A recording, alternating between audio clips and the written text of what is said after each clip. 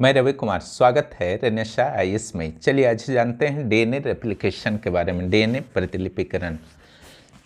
देखिए, DNA replication जो होता है, डीएनए जब स्वयं की अपनी कॉपी बना लेता है तो उसे डीएनए रेप्लिकेशन कहते हैं। चूँकि आप जानते हैं सेल डिवीजन होता है, सेल डिवीजन का टॉपिक जल्दी ही आपको मिलने वाला है।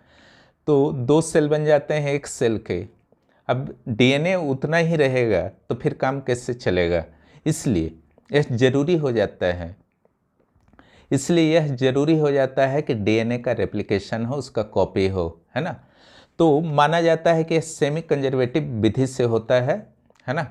यानी कि जो पेरेंट डीएनए होता है उसका एक स्ट्रैंड होता है। डीएनए में आपको पता है 2 स्ट्रैंड होते हैं, है ना।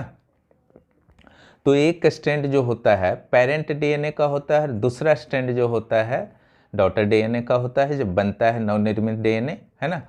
ये पहली बार जो था, इसका अध्ययन पहली बार किसके द्वारा किया गया? 1958 में मिचेल्सन और स्टॉल के द्वारा किया गया। बहुत सिंपल है, घबराने की इसमें बात नहीं है। टाइप्स ऑफ डीएनए रेप्लिकेशन, तो यह 2 प्रकार का होता है, प्रोकैरियोटिक में और यूकैरियोटिक में। इसका थीटा मॉडल कहा जाता है प्रोकैरियोटिक का, और इसको वाई शेप्ड मॉडल कहा जाता है, जिसको फॉर्क भी कहा जाता है ना। क्या कहा जाता है? फॉर्क भी। क्यों कहा जाता है? क्योंकि ये फॉर्क के आकार का बन जाता है। फॉर्क आप लोग देखे ही होंगे। प्रथम चरण में क्या होता है? एक्टिवेशन ऑफ द न्यूक्लियोटाइड्स का एक्टिवेशन। ये होता है फॉस्फोराइलेज एंजाइम। एंजाइम सबका नाम जो है अच्छा से याद कर लीजिएगा, इसमें ज़्यादा टेंशन नहीं लेना है, जो लिखा गया है इतना ही याद कर लीजिए, इसका डीप में नहीं जाना है, ठीक है।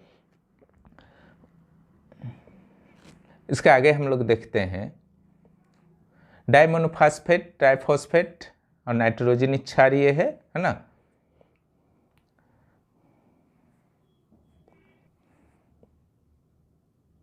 यहाँ पर आप देखिए, यहाँ पर एडेनिन है, यहाँ गुआनिन है, यहाँ साइटोसिन है, यहाँ थाइमिन है। Diadenine monophosphate, di guanine monophosphate, di cytosine monophosphate, di thymine monophosphate. Okay, यही जो है मोनोफॉस्फेट फॉस्फोराइलेज एंजाइम के साथ रिएक्शन करके ट्राई में बदल जाता है। ट्राइफॉस्फेट ट्राइफॉस्फेट ट्राइफॉस्फेट, है ना। और कुछ नहीं है, वही एक्टिव हो गया जब ट्राई में बदल गया। दूसरा स्टेप में क्या होता है? ओरिजिन ऑफ रेप्लिकेशन, कहाँ से रेप्लिकेशन की शुरुआत होगी, ठीक है। तो प्रोकैरियोटिक तो आप जानते हैं छोटा सा होता है, इस कारण इसका मात्र एक OOR होता है, ओरिजिन ऑफ रेप्लिकेशन होता है। डीएनए जो होता है यूकैरियोटिक का बड़ा होता है, इसीलिए इसके कई OOR होते हैं। उसके बाद हम लोग आते हैं स्टेप 3, है ना। इसमें कट किया जाता है स्पेशली, और बाकी वर्ड नहीं भी लिखिएगा चलेगा। हेलिकेज एंजाइम के द्वारा नाइट्रोजेनस बेस के H बॉन्ड को पहले तोड़ा जाता है। H बॉन्ड जैसे बीच वाला जो है टूटता है ना, तब क्या होता है? यहाँ पर एक बबल बन जाता है, जिसको रेप्लिकेशन बबल कहा जाता है। इसी बबल को जो है एंडोन्यूक्लिएज एंजाइम, इसको कैची बोला जाता है ना। और हेलिकेज का दूसरा नाम रेप प्रोटीन है। बबल जो एंडोन्यूक्लिएज एंजाइम होता है वही कटिंग करता है, क्योंकि यही कैची होता है। क्लियर? उसके बाद जब कटिंग हो जाता है तो डीएनए जब OR पर कट जाता है तो वह खुलना शुरू होता है। बहुत सिंपल है, देखते जाइए। इसे अनवाइंडिंग ऑफ डीएनए रेप कहा जाता है, रेप्लिकेशन कहा जाता है। Rape means replication. ए और टी के बीच कौन सा बंध होगा?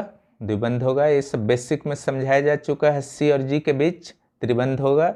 देखिए, जब डीएनए कट हो गया तो देखिए 2 ठो फॉर्क जो है आपका क्लियरली यहाँ पर आ गया है ना। इसी को कहा जाता है डीएनए फॉर्क।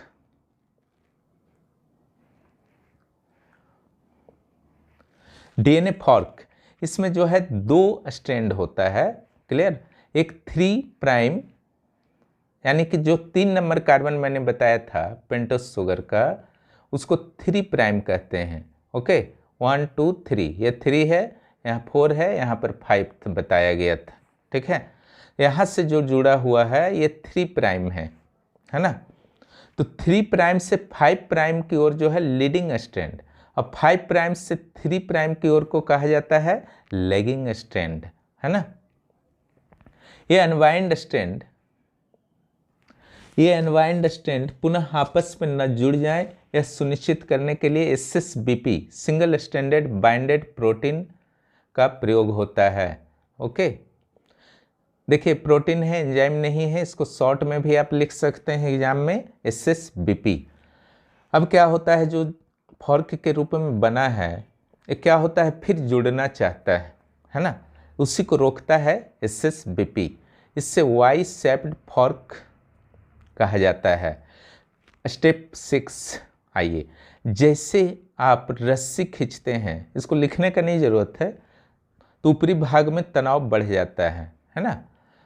जब रस्सी को दोनों ओर से टानते हैं, है ना, तो ऊपर भाग में क्या होता है, तनाव थोड़ा सा बढ़ जाता है ना।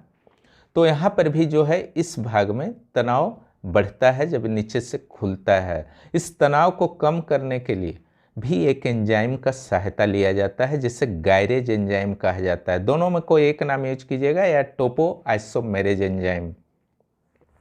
ठीक है, बहुत ज़्यादा कॉइल्ड है, इसको तनाव से खतरा है। आरएनए प्राइमर, अब आते हैं आरएनए प्राइमर। डीएनए प्राइमेज से इसका निर्माण होता है। मेन इसका जो यूज है इनिशिएशन का है, शुरुआत करने का। डीएनए के रेप्लिकेशन में डीएनए प्राइमर का आरएनए प्राइमर का अत्यधिक योगदान होता है, परंतु समस्या यह है कि आरएनए प्राइमर 3 प्राइम एंड को ही बाइंड करता है और 5 प्राइम एंड को बाइंड नहीं कर पाता है। ये किस एंड को बाइंड करेगा, यानी कि ये कहाँ से शुरुआत करवाएगा, क्योंकि आप जानते हैं डीएनए जब खुल गया है ना, डीएनए ओपन हो गया है, डबल स्ट्रैंड से सिंगल स्ट्रैंड हो गया है। अब नया नया न्यूक्लियोटाइड डालिएगा ना इधर, ATCZ जो भी है, अगर यहाँ पर A है तो यहाँ पर T लगेगा, अगर यहाँ C है तो यहाँ पर G लगेगा, तो नया नया डालना होगा ना। तो डालने का काम जो करता है डीएनए पॉलीमरेज करता है, लेकिन वो शुरुआत नहीं कर पाता है। शुरुआत तब भी कर पाएगा जब वहाँ पर आरएनए प्राइमर स्टार्टिंग में लगेगा, नहीं लगेगा तो शुरुआत ही नहीं होगा। यही काम है आरएनए प्राइमर का। लेकिन आरएनए प्राइमर जो है 3 प्राइम एंड में ही लग सकता है, 5 प्राइम एंड में नहीं लग सकता है। चूंकि डीएनए के स्ट्रैंड अलग हो चुके रहते हैं, इसलिए न्यूक्लियोटाइड, यहाँ देखिए मैंने एक बार और लिख दिया है, दिखा दिया है पेंटोज शुगर का स्ट्रक्चर। पुनः बाइंड होने के बाद ही नया डीएनए स्ट्रैंड बनेगा। इसकी शुरुआत आरएनए प्राइमर के द्वारा की जाती है। ठीक है, अब आरएनए प्राइमर यहाँ तो लग सकता है 3 प्राइम में, लेकिन 5 प्राइम में नहीं लग सकता है। यही समस्या है। कैसे सॉल्व होता है आगे देखिए। जब डीएनए बाइंडेड होकर सिंगल स्ट्रैंडेड हो जाते हैं और आरएनए प्राइमर के द्वारा न्यूक्लियोटाइड को बाइंड करने की क्रिया शुरू, देखिए क्रिया जो शुरू करेगा आरएनए प्राइमर ही करेगा। तो डीएनए पॉलीमरेज नामक एंजाइम के द्वारा एक्टिव न्यूक्लियोटाइड्स जो शुरू में बने थे, ठीक है, सिंपल न्यूक्लियोटाइड वहाँ पर नहीं लगाएगा डीएनए पॉलीमरेज, है ना। देखिए शुरुआत पहले होना चाहिए आरएनए प्राइमर के द्वारा, उसके बाद जो न्यूक्लियोटाइड लगेगा वो एक्टिव वाला लगेगा, है ना। ध्यान रखिएगा जी, इसीलिए शुरू में मैंने क्लियर कर दिया एक्टिव न्यूक्लियोटाइड्स क्या होता है। परंतु डीएनए पॉलीमरेज की समस्या है कि यह 5 एंड से 3 प्राइम तक, 5 प्राइम से 3 प्राइम के दिशा में ही को ही जोड़ पाता है ना। अब डीएनए पॉलीमरेज की क्या समस्या है, इसको आप देखिए, है ना, कि 5 प्राइम से 3 प्राइम में, इसी को याद रखिएगा। एक आरएनए प्राइमर जो है 3 प्राइम एंड में ही जुड़ सकता है और ये 5 से 3 की ओर ही जा सकता है। ठीक है, ये दो चीज को आप एकदम क्लियर रखेंगे, दिमाग में बैठा लीजिए यही दोनों चीज को। डीएनए पॉलीमरेज 5 प्राइम से 3 प्राइम दिशा में न्यूक्लियोटाइड जोड़ेगा और आरएनए प्राइमर जो है 3 प्राइम एंड से ही शुरुआत करता है। चलिए स्टेप 9, वो दो चीज को दिमाग में रखिए। डीएनए के स्ट्रैंड एंटी पैरेलल होते हैं, यानी कि एक 3 प्राइम से 5 प्राइम है तो दूसरा जो होगा 5 प्राइम से 3 प्राइम होगा, है ना। यानी कि 5 प्राइम से 3 प्राइम वाले स्ट्रैंड में 3 से 5 प्राइम वाले स्ट्रैंड बनेगा और 3 से 5 प्राइम वाले स्ट्रैंड में 5 से 3 वाले स्ट्रैंड बनेगा। इसी को बोला जाता है आपका एंटी पैरेलल। ओके, चलिए नेक्स्ट, कैसे बनेंगे। डीएनए के स्ट्रैंड एक बार तो नहीं खुलते बल्कि धीरे धीरे खुलते हैं। ऐसा नहीं है कि ये डीएनए का जो स्ट्रैंड है ना, एक ही बार में जो है पूरा खुल गया, उस टाइप का नहीं, है ना। ये धीरे धीरे खुलता है ना, धीरे धीरे ओपन होता है हेलिकेज।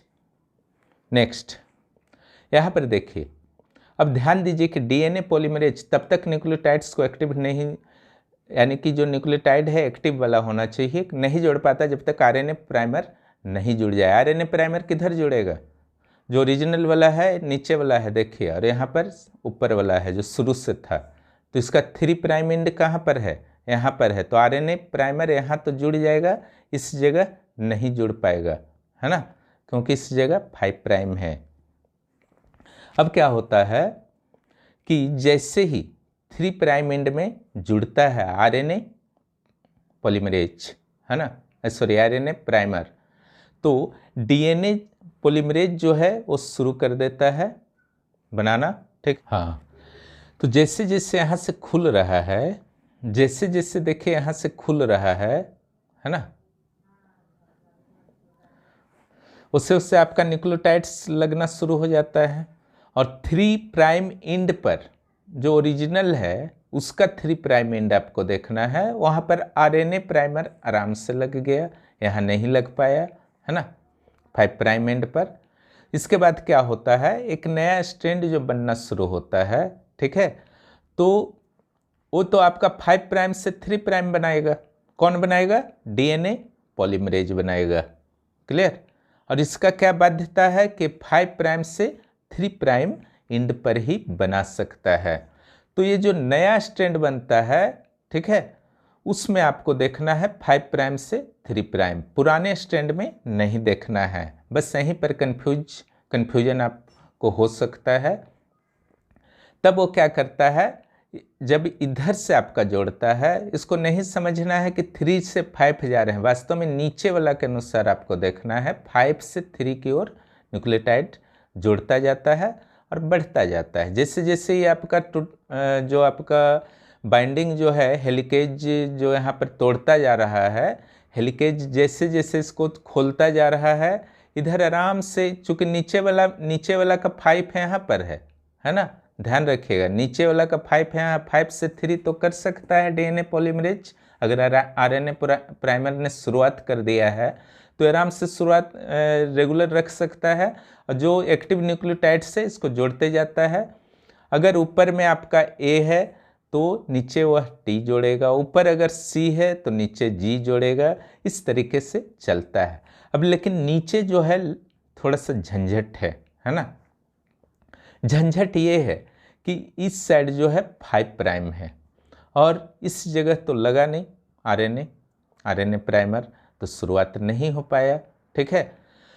तब क्या होता है, यहाँ पर जगह जगह आरएनए प्राइमर को लगना पड़ता है। जगह जगह का अर्थ है जैसे जैसे बाइंडिंग खुल रहा है ना, वो किस एंड में लगता है आरएनए प्राइमर, 3 प्राइम एंड में लगता है।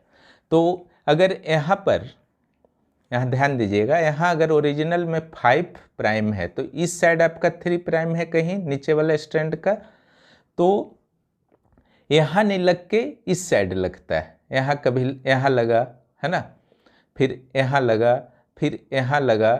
तो जैसे जैसे खुल रहा एक एक आरएनए प्राइमर जो है आपका लगता जाता है, क्लियर।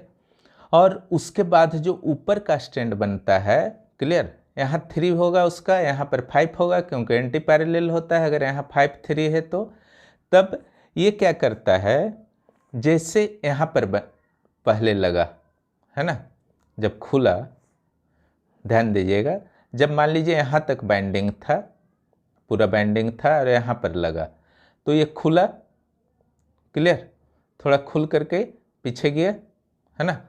तब क्या होता है, यहाँ से यहाँ तक ख़त्म हो गया, 5 से 3 प्राइम तक लग गया, फिर थोड़ा सा खुला तो फिर एक आरएनए प्राइमर लग गया, तो फिर 5 से 3 लग गया, ठीक है। चूँकि ऊपर वाले के अनुसार आपको 5 3 देखना है, फिर थोड़ा सा खुला तो फिर यहाँ पर लगा आरएनए प्राइमर, तो फिर यहाँ से इसको स्टार्टिंग पॉइंट मिल गया। जहाँ आरएनए मिलेगा आरएनए प्राइमर होगा, वही स्टार्टिंग पॉइंट होगा। फिर खुला तो यहाँ एक आरएनए प्राइमर लगेगा, तो फिर यहाँ से यहाँ लगा। तो इट मीन्स ये अलग अलग फ्रेगमेंट में, टुकड़ों में ये लगता है ना। जो एक्टिव न्यूक्लियोटाइड्स को डीएनए पॉलीमरेज लगाता है ये अलग अलग टुकड़ों में लगाता है, एक साथ जो है रेगुलर जो है आपका नहीं लगा पाता है ना। जैसे यहाँ पर आपने 5 to 3 देखा था, रेगुलर लगा दिया, वो नहीं लगा पाता है। क्लियर। दूसरी ओर ये देखिए, इधर जो है आपका 5 से 3 रेगुलर हो सकता था, ऐसा नहीं कि नहीं हो सकता था, लेकिन खुलेगा तब ना, है ना। तो जैसे जैसे खुल रहा, और आरएनए प्राइमर तो आपका यहाँ पर दिया, तो यहाँ से यहाँ तक ख़त्म कर लिया अपना वर्क, फिर थोड़ा सा खुल गया तो फिर एक आरएनए प्राइमर आया, तो फिर यहाँ से यहाँ तक वर्क पूरा किया 5 to 3, फिर खुला, फिर यहाँ से यहाँ तक वर्क किया, फिर खुला, फिर यहाँ से यहाँ तक वर्क पूरा किया। तो इस तरीके से छोटे छोटे टुकड़ों में करता है। इसका पता चूँकि आपका एक वैज्ञानिक के द्वारा लगाया गया था, ओकाजाकी के द्वारा, इसलिए इसका नाम जो रखा गया ओकाजाकी फ्रेगमेंट। जहाँ फ्रीली आपका नए न्यूक्लियोटाइड्स डीएनए पॉलीमरेज के द्वारा जोड़ दिए जाते हैं उसे लीडिंग स्ट्रैंड कहा जाता है। जहाँ फ्रीली नहीं जोड़ पाते हैं, टुकड़ों में जोड़ पाते हैं, उसे लैगिंग स्ट्रैंड कहा जाता है। ठीक है। और जब पूरा बाइंडिंग खुल जाता है तो 2 नए नए डीएनए का निर्माण हो जाता है। इस प्रकार से डीएनए का रेप्लिकेशन जो होता है पूर्ण होता है। इसमें जो आरएनए प्राइमर हर जगह, यहाँ पर एक जगह इन किया हुआ है, यहाँ पर कई जगह आपका इन किया हुआ रहता है, उसको हटाने के लिए एक नए एंजाइम आते हैं, एक्सोन्यूक्लेज। ठीक है। उसकी सहायता से वो हट जाता है और वहाँ पर डीएनए पॉलीमरेज जो है न्यूक्लियोटाइड्स को सेट कर देता है। ठीक है। लैगिंग स्ट्रैंड है जो अभी मैंने समझाया। आशा आप समझ गए होंगे कि कैसे टुकड़ों में होता है और किस तरीके से 2 नए डीएनए बन जाते हैं। क्लियर। इससे रिलेटेड क्वेश्चन में आपको स्पेशली अगर इसका जानकारी दे दीजिएगा तो अच्छा मार्क्स मिल जाएगा सारे एंजाइम्स का। मेन देखिए समझना है लीडिंग स्ट्रैंड, है ना, लीडिंग स्ट्रैंड को आपको समझना है, और दूसरा लैगिंग स्ट्रैंड को समझना है। दोनों समझना है और सारे एंजाइम्स के फंक्शन को समझना है। फिर विशेष कुछ जो है आपका नहीं बचता है इस टॉपिक में। और डीएनए फंक्शन और स्ट्रक्चर में अगर कोई समस्या हो तो आप लोग पूछ लेंगे। वो तो सिंपल है डीएनए स्ट्रक्चर, क्योंकि उसको बहुत अच्छी तरह से पहले ही समझा चुका हूँ। वीडियो देखने के लिए बहुत बहुत धन्यवाद। फिर मिलते हैं अगले वीडियो में। आप लोग तैयारी अच्छी तरह से कीजिए, समय काफ़ी कम है, मेहनत की ज़्यादा आवश्यकता है। बहुत बहुत धन्यवाद।